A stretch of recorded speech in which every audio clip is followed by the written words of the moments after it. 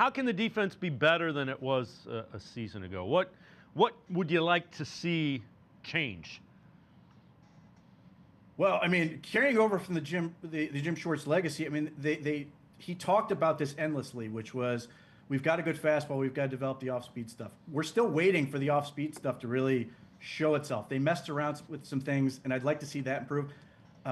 Coming up with better answers on the back end, and what's interesting, I think most of the guys they've interviewed for this job are heavily involved in the secondary, which I think could be a smart choice for them to try to address those issues. The other thing is just improving the talent, but not necessarily in a way that requires them to make huge purchases, whether it's free agency or in the draft. You look at like a team like the Houston Texans, they have a guy like Jalen Petrie in the slot who's just an absolute menace. He just gets in the backfield and does all these things. Everything else the Texans do is largely the same, but they have that guy that really takes them up a notch. If the Browns want to try to do that, that would be an interesting idea. Or if they want to get a different talent along the lines of maybe a little bit more speed at the second level that can sort of do some pass rush stuff.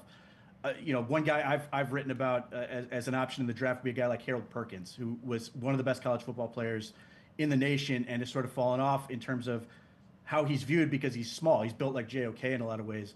But like those are sort of the interesting options. Do they want to sort of mess with the secondary a little bit? Like, do they want to go with what has become popular lately and get a bigger slot player like Nick Emanwari for the Seattle Seahawks is probably going to have a lot of teams sort of leaning in that direction. Is that something they want to do where they can get a guy who can cover, who's big, who can run, and gives you another guy who can cover tight ends? Would be certainly useful with Grant Delpit being the other guy in that case. So there's some interesting ways they can mess around with it, but really it's just firming up the secondary and eliminating some of the issues they've had that have hurt them at times.